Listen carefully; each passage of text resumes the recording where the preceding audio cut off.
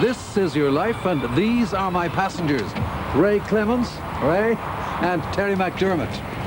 Now, all in all, there's several £1 million worth of footballing talent piling into these London taxis, and that doesn't include the drivers.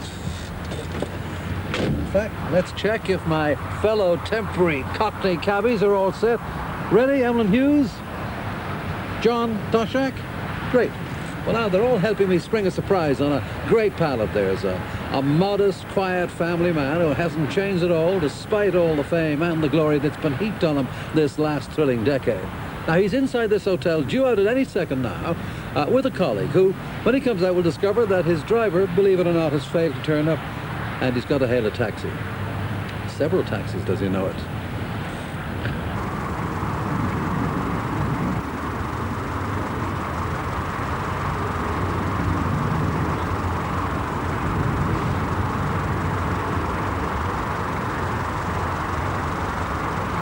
Hold on, what do you think now? See somewhere here. The cab. Get a cab.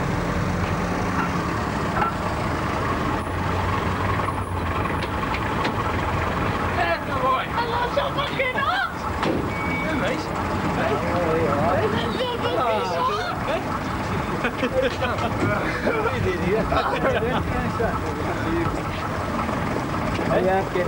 Well, Kenny, quite a few unexpected pals here, so that I could get a chance to say to Scotland's most capped footballer in the history of the game tonight, Kenny Dalglish, this is your life. Thanks for hailing the cab so quickly. Pleasure. Well, we got a lot more surprises for you down at the studio, so we'll blow the whistle there if you'll come with us. I see somebody hiding in that cab as well.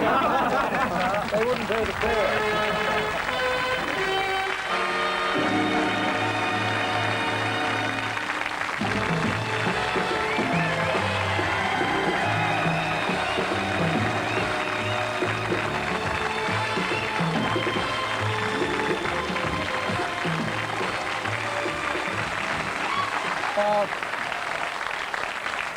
Kenny, what were you thinking when all those greats of soccer piled out of the taxis?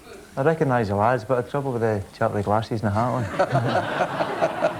Well, I must give a special word of thanks to my fellow London cabbies, John Toshak and, of course, Eamonn Andrews. Now, Eamonn, of course, thanks for driving, but in fact, you drove Kenny quite a lot when you were captain of Liverpool, didn't you?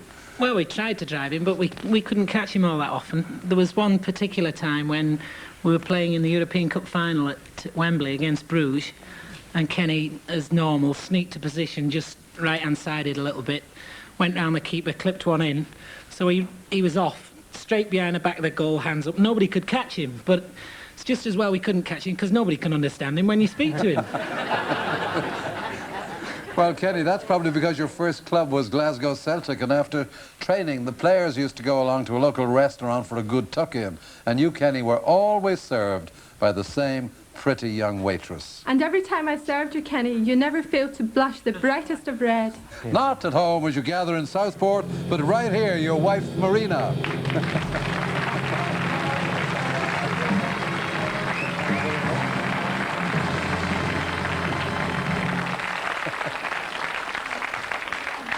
Marina, it was only much later, I think, you found out why Kenny blushed. Yeah. Yeah. Why did he blush? Because my dad had told him to keep away from me, all the boys that come in, not to come near. That's because your dad owned the restaurant, of course, yes, but he blushed because he fancied you, didn't he? But it took him a long time to really ask you out. Yes, it took him 3 years. I was told she became 16. What? Well, I tell you, the thing I was delighted to hear today on the way from surprising you was that you'd been desperately trying to phone Marina to say you'd be catching the 6:30 plane back home. Why was that? Well, before I left this morning, she told me if I didn't get a 6:30, I wouldn't be getting anything to eat when I get in. Well, Kenny, since your blushing days, you haven't spared the blushes of some of the world's top defenders in a career that's brought you to a history-making 89 caps for Scotland, and as recently as Saturday, January the 29th, you notched up your remarkable 300th club goal. This at Liverpool, with whom you have won 3 league championships and 5 cup medals with the kind of dazzling goals that have been your trademark since your days at Celtic. Get to that one. Wilson. What? Dalglish. What a goal! What a goal by Dalglish. Dalglish, never quite sure which way he'll turn. And got it back onto his left foot. Gonna play it in. Dalglish! Look at that pass. This is Buchan. What a ball. Buchan out in front. Dalglish scores! What a goal! That's it! And Argentina, here we come. Dalglish has made space for himself. And tried to curl it, and does!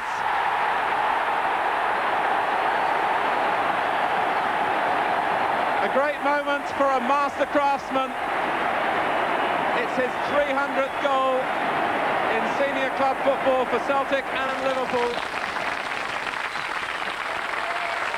I can see it playing every one of those shots. And here tonight to salute that master craftsman, just some of the Scottish international football stars who've played alongside you.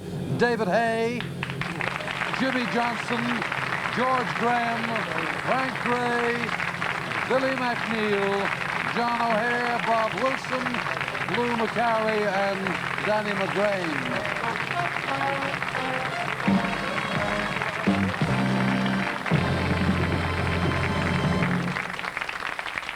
Well, only this morning, Kenny, you were training in Liverpool, and with permission to leave early, you headed for that business trip to London. But that legendary manager of yours, Bob Paisley, and your Liverpool teammates stayed behind because, apart from training duties, they also had something else up their sleeves, a special date at Anfield.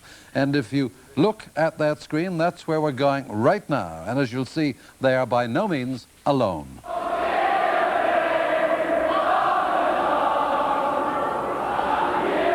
Hello, Ken, Marina, and all the smashing lads that got you down in London for Eamonn. Eamonn, you needn't be worried. I don't think there's many been let into the secret before, but you can assure you that they came here for a totally different programme. And like the lads, they've only just got to know now. Kenny, you're a rare gift. A very talented player, and one that would have graced any era that you care to mention. You're one of the greatest players. It's been my pleasure, indeed all of us, to work with and to show our appreciation. The crowd there say they'll never walk alone. Kenny, you'll never walk alone in this city.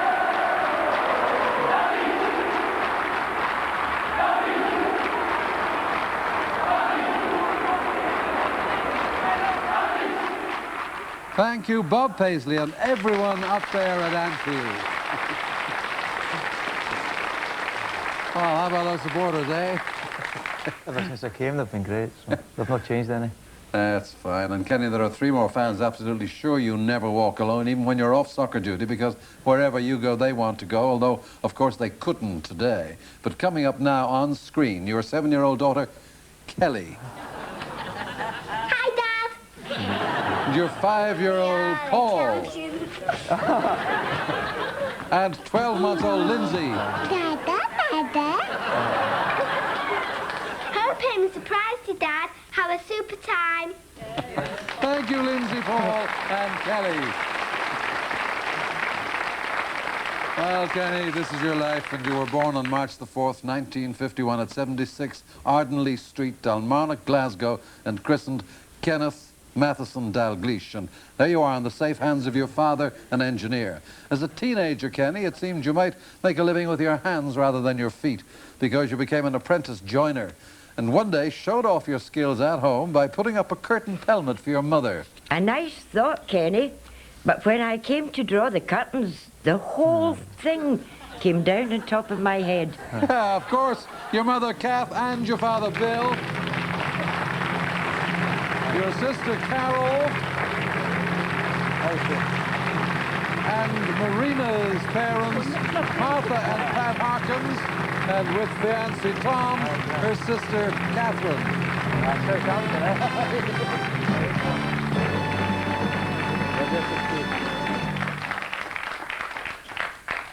Well, Kath, tell me, did Kenny improve after that helmet incident?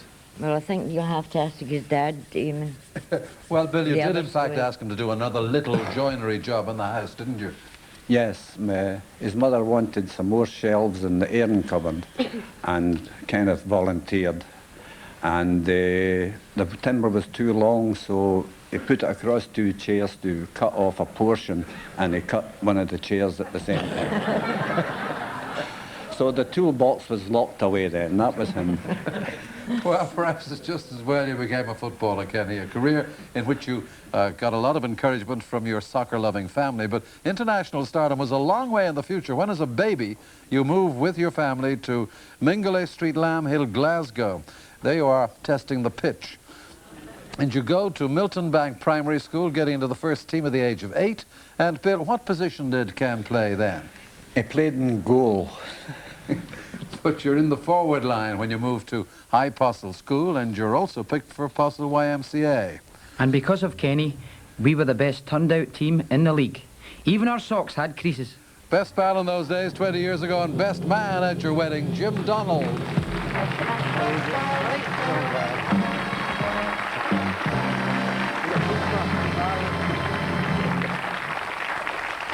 So, Jim, how did Kenny make sure his team was turned out so well? Well, Eamonn, Kenny took the kits home with him, you know, and his mum. His dad done all the, cleaned the boots, and his mum, she done all the ironing and washing. And I think she even ironed the socks, Eamonn, you know. Thank you, Jim Donald.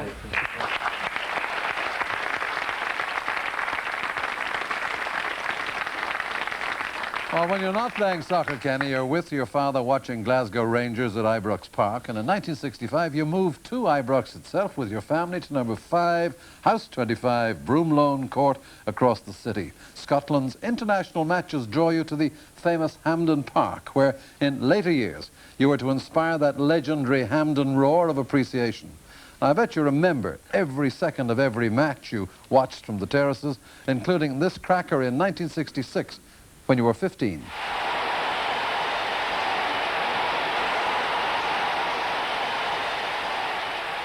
Well, no prizes for guessing who scored there. Of course, Dennis Law. How did you rate him, Kenny? He was my hero when I was younger. Still my hero now.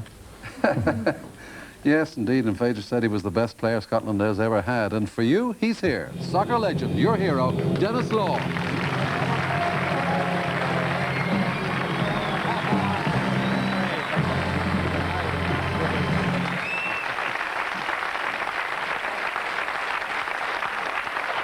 Well, Dennis, you two played on opposite sides in Bobby Charlton's testimonial match, and you have a special memory of that game, right? Right. I was playing for United, of course, Kenny for Celtic. And after the game, there was something like 50,000 people there. And after the game, a load of fans came onto the pitch, and we're all running for the tunnel to get into the dressing room. And I felt a tug. I mean, it was a tug. So painful. I thought it was a fan or something, you know, but it was Kenny, and he said, can I have your shirt? So he not only took my shirt, he took my record as well, didn't he? But he's been terrific in English football, and he's been a credit to his country, and Scotland should be proud of him. Thank you, Dennis Law.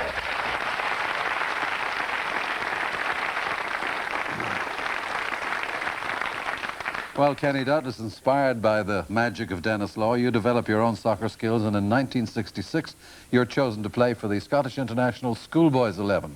But when you leave school at the age of 15, your first job is as an apprentice carpenter with a Glasgow firm of contractors. But after 2 years, that schoolboy reputation and your youth league performances have the big boys knocking at your door: West Ham, Liverpool, Celtic. Heady days. A full-time football career is firmly offered you, and you go tell your boss you wish to leave. Listen, young Kenny, think about it. Are you absolutely sure you're doing the right thing? You haven't seen him since that day 15 years ago, your old boss, George Shields.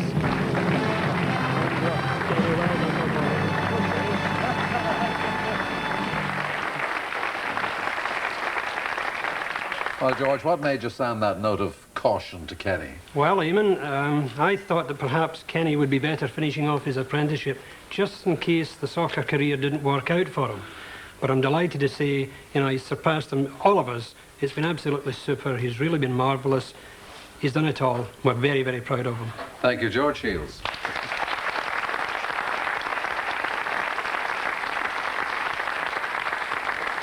Now, Kenny, you eventually went to Celtic, all because one sunny Sunday someone decided to treat his family to a drive and a meal in the country because it was his wedding anniversary. But on the way, he had a flash of inspiration. And that was to knock on your front door, Kenny, in a last-ditch bid to sign you for Celtic. Formerly assistant manager of Celtic, Sean Fallon.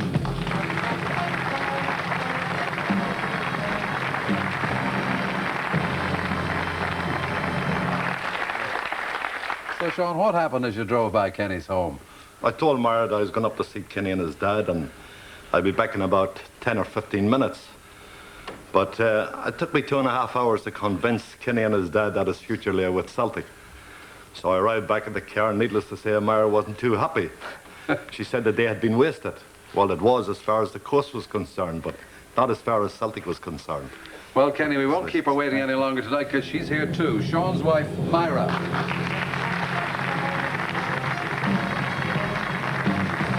Thank you, Myra and Sean Fallon. It's one way of remembering a wedding anniversary. Now, with Celtic, you enjoy 9 years of continued success. And Marina, just before he left for Germany to play for Scotland in the 1974 World Cup finals, I think Kenny got over his blushes because on a farewell date, he'd something special to say to you. Oh yes, he asked if I wanted to get into town the next morning and buy an engagement ring. So I said, quickly, because it took him another 3 years. And you did go in? Yes, with half an hour to spare before he caught the plane. And you were married later that year on November 26, 1974 at Netherley Parish Church, Glasgow. In August 1977, Liverpool manager Bob Paisley is looking for a replacement for Hamburg-bound Kevin Keegan. And for Bob, there was only one man, Kenny Dalglish. Now, Celtic accept Liverpool's £440,000 offer, then a British club record. And in the 6 seasons since, you've so far won almost a dozen medals with Liverpool wearing that red number 7 shirt. And there was a little boy whose dad first took him to see you play 2 years ago, to whom you made a gift of that famous shirt. And Kenny, Mum has to take extra special care when she washes it. And that happens at his home in Switzerland. Now 10 years old, that same little boy, Patrick Wolf.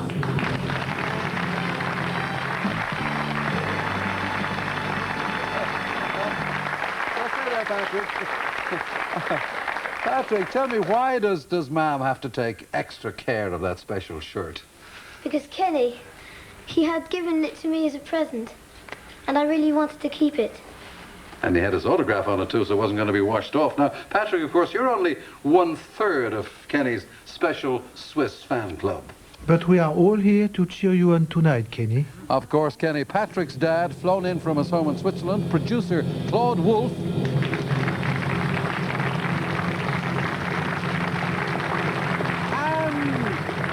Claude and his wife, Patrick's mum, international singing star, Petula Clark.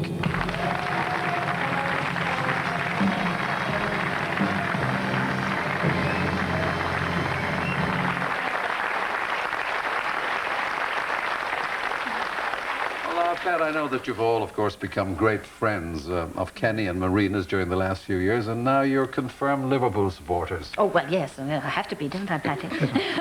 No. I just want to say that I think they're quite an example. Kenny and Marina, they're beautiful, their children are gorgeous, they're successful, and they're nice, and I'm very proud to have known them, and that's because of Paddy, really, because he was the fan. I'm a fan too now. And of course, that shirt is his most prized possession. And Claude, you travel to watch Kenny play whenever you can. Yeah, that's right. And I hope they come to see us and visit us come and stay when the season is over, to stay at the house. Well, that's something for young Patrick to look forward to then, Pat. Oh, I would think so, yes. A nice quiet rest for Kenny. Oh, I doubt it very much. Thank you, Petula Clark, Patrick, and Claude Wolfe.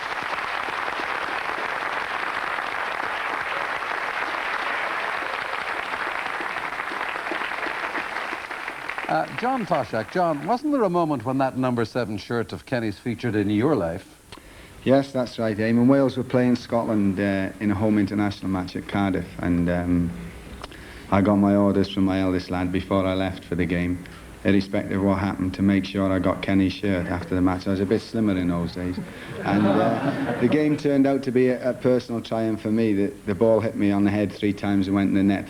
But when I got home and opened the door, feeling very proud of an international hat-trick, first thing my son asked me was whether or not I had Kenny's shirt. I felt well pleased about that. But Kenny, for all the fame your glory-filled moments have brought in the world's great soccer stadiums, I know of a football pitch in the heart of your native city that's very close to your own heart. It's right here, in an area whose very name is synonymous with hard times, Glasgow's the Gorbals, where since it started 7 years ago, you've been honorary president of the Oatland Star Boys Club. Hello, Kenny, and thank you for the new strips. When you go out and tell your opposition that Kenny Dalglish is our president, that is worth a 3-goal start. You're not just a president, you're a regular visitor here. We love seeing you, and we've been practicing some of the tips you've shown us. Watch this.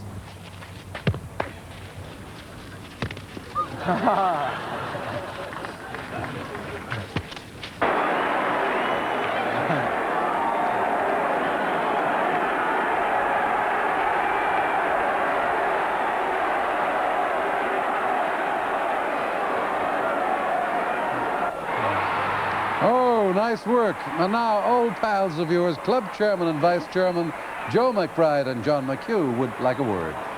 Hello, Kenny. On behalf of the committee and the boys, I would like to thank you for the help you give us up here by the way of sending us strips and autographed footballs, and also of the genuine interest that you take in the boys. That right, John? Right, Joe. To thank Kenny that you've set a great example to the kids and the drive you have given them, and it makes them go on to maybe try and someday be a superstar like yourself. And once again, I'd like to thank you on behalf of all the boys for all the work you've done and all the generosity in the past. Thanks very much. Good one, Kenny! Come and see us again soon! Thank you, the Oatland Star Boys Club in Glasgow. But we can't hear the final whistle tonight without completing your own family, not at home in Southport, but here, with their great-grandmother Martha, your children Kelly, Paul, and baby Lisney.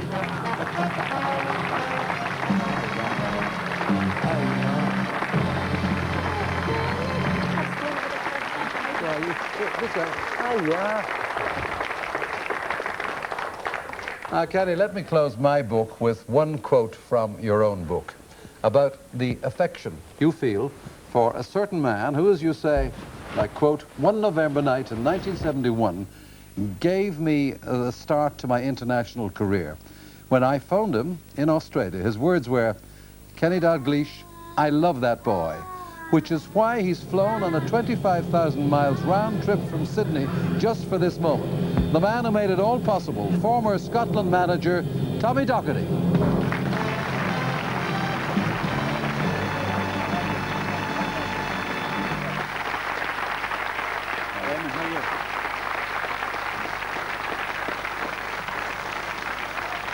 Tommy, the president of the club you managed, Sydney Olympic, gave you special permission to miss a match for this trip. You've literally just stepped off a plane. This is the first moment I've seen you as you walked on, and you're going straight back tonight. 60 hours in the air, 25,000 miles in 3 days, all for this young man. Well, it's not a lot for him, and if I hadn't got permission anyway, I came anyway. I think when it's someone special as he is, as a player and as a person, it's not really all that far. Great. Kenny Dalglish, Scotland's most decorated footballer. This is your life.